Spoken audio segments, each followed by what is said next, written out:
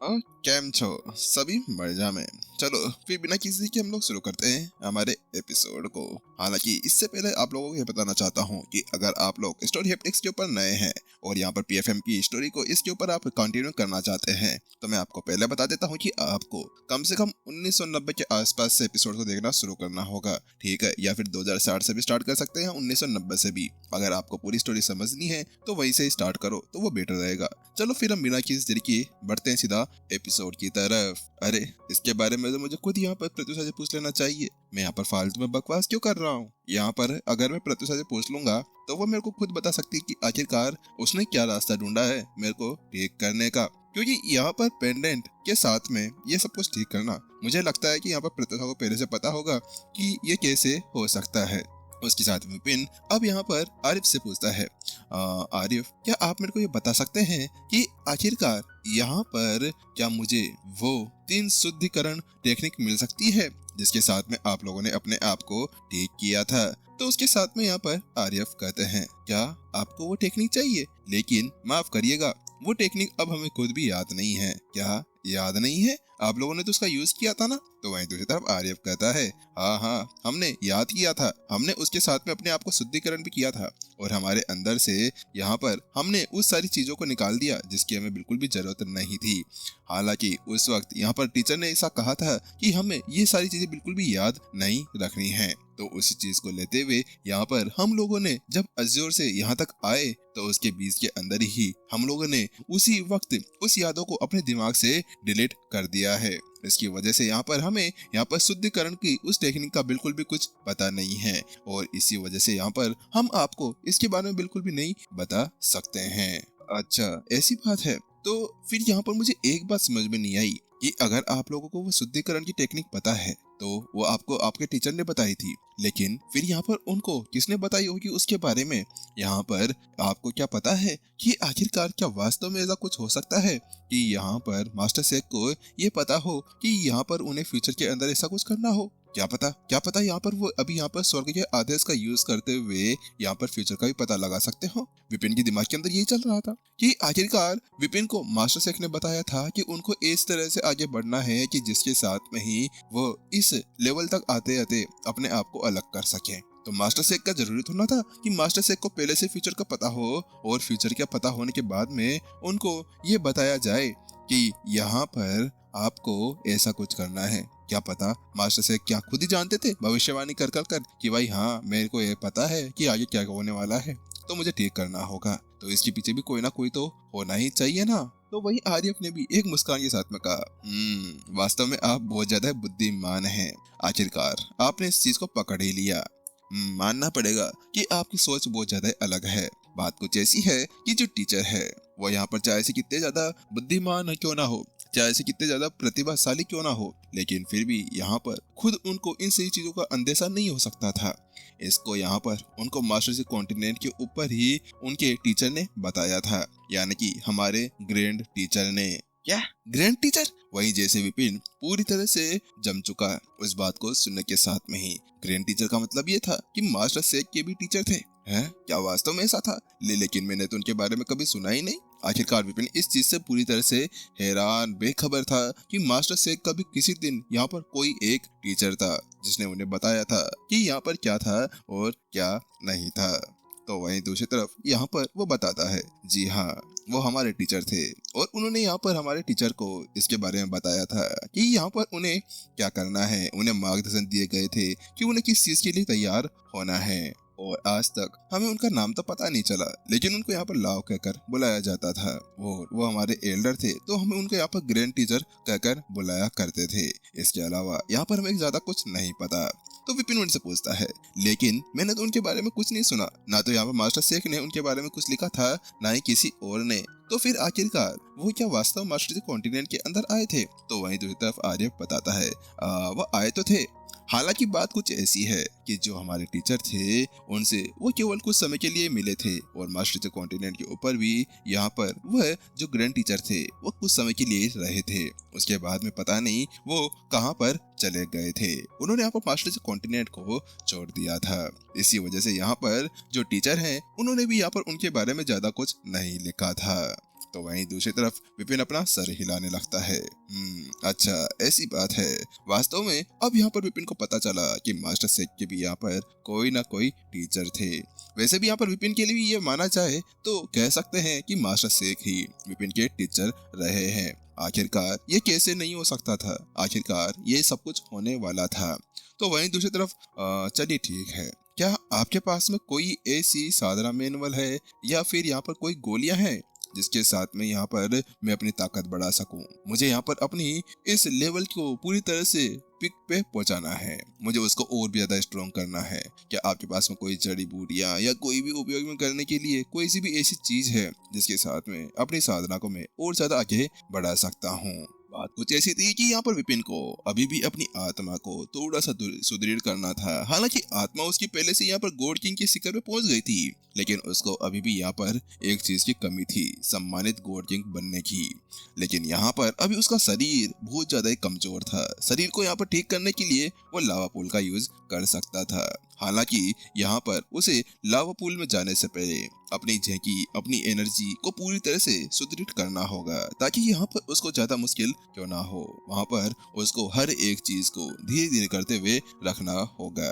तो उसके साथ में आरिफ कहते हैं, हाँ हमारे पास में है ना, क्योंकि हमारे टीचर ने हमारे लिए वो गोलियां बनाई और यहाँ पर रख दी थी। हमारे पास में कम से कम यहाँ पर कुछ 100 के आसपास गोलियां हो सकती है, वही पीने के लेवल की। लेकिन जैसे यहाँ पर वो शब्द कहे जाते हैं, हाँ क्या गॉड लेवल की पिनिकल पिल्स आपके लोगों के पास में 100 पड़ी हुई है? वहाँ पर विपिन की पूरी तरह से हैरान रह चुका था। हे भगवान, ये क्या है? आखिरकार मास्टर शेख, आपने इस तरह से इतनी सारी गोलियां कहाँ से लेकर आ गए? कहीं पे टकीती वकीती तूने डाली थी? तो उसके साथ में आरिफ उसके चेहरे को देखने के बाद में कहते हैं, विपिन आप क्या सोच रहे हैं? हमारे टीचर के बारे में गलत मत सोचना, वरना हम लोग है ना आपको यहाँ पर कुछ भी नहीं छोड़ेंगे, ठीक है ना? तो वही विपिन कहता है, अरे नहीं वो तो यहाँ पर ऐसे कुछ आ जाता है। चलिए मेरे को क्या आप वो गोलियां दे सकते हैं? तो वही आरिफ ने कहा, हाँ बिल्कुल सही, यहाँ पर आप चिंता ना करें, आप वो गोलियां खा सकते हैं। यहाँ पर आरिफ बड़ा खुश लग रहा था। आखिरकार सामने वाला बंदा कितनी गोलियां खाएगा? 2 खाएगा, 3 खाएगा, उससे ज्यादा क्या ही हो सकता था।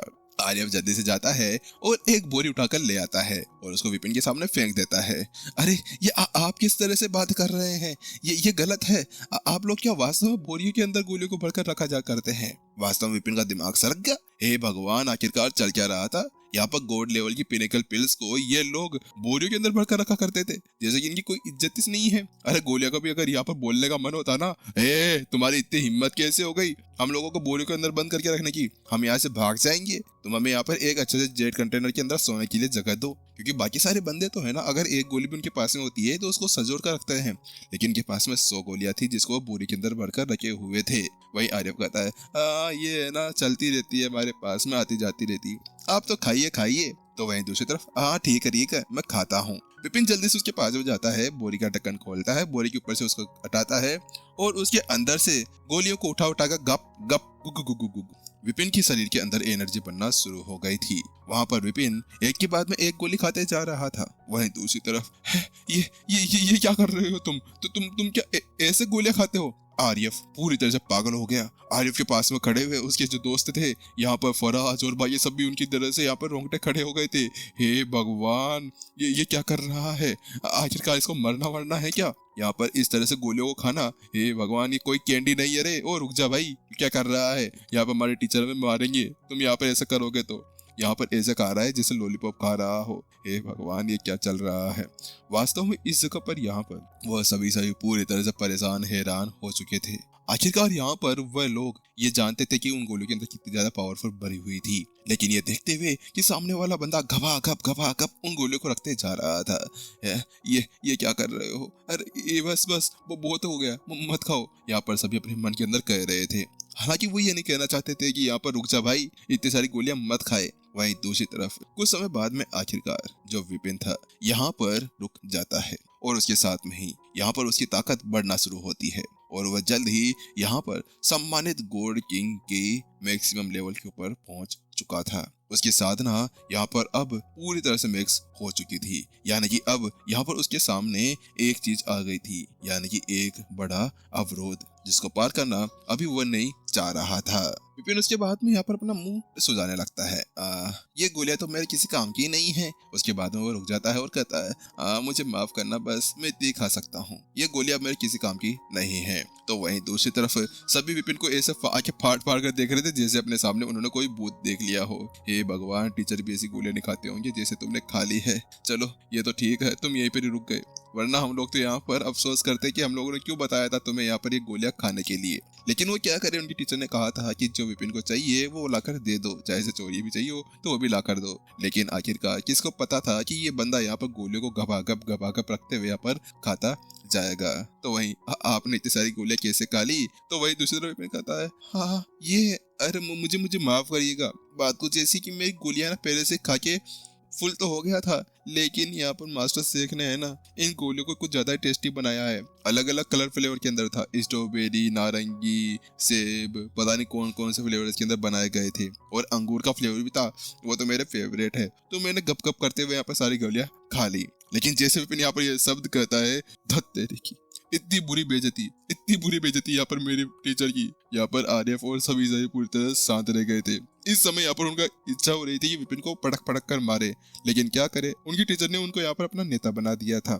अगर वो उसको मारते हैं तो उसके साथ में यहाँ पर वो उनकी टीचर का उल्लंघन होगा। लेकिन अब उनकी इच्छा नहीं हो रही थी कि वो विपिन के सामने कोई शब्द बोले, क्योंकि जब भी वो कोई शब्द बोलते तो उसके साथ में सामने वाला बंदा उनको उठा उठा कर पटक कर पेलने लगता। वास्तव में ये कुछ ऐसा था जैसे कि यहाँ पर आ बैल मुझे मार, मैं यहाँ पर तेरे को उठा कर मारने वाला हूँ। यार आखिरकार ये चल क्या रहा है मेरी दुनिया में। वास्तव में अब यहाँ पर उनको बहुत ज्यादा पछतावा हो रहा था। उनको ऐसा लग रहा था जैसे कि यहाँ पर उन्होंने आज कोई बड़ी गलती कर दी हो इस बंदे के साथ में रुक कर। तो वहीं दूसरी तरफ विपिन कहता है ये गोलियां तो मेरे किसी काम की नहीं है। क्या आप लोगों के पास में कोई गॉड किंग गोलियां हैं, या फिर कोई ऐसी गोलियां जिसके साथ में मैं अपनी साधना को थोड़ा सा और आगे बढ़ा सकूं? क्योंकि इसके साथ में तो यहाँ पर मेरा पूरी तरह से यहाँ पर मन ही उठ चुका है, इनके अंदर तो कोई एनर्जी नहीं बची है। विपिन इस जगह पर यहाँ पर अपना मुंह बना रहा था, तो वहीं दूसरी तरफ आरिफ को गुस्सा आ रहा था। वहीं दूसरी तरफ अरे नहीं सीनियर आरिफ रुक जाइए। यहाँ पर फराज तो उसको आकर पकड़ लेता है। वास्तव में इस जगह पर है ना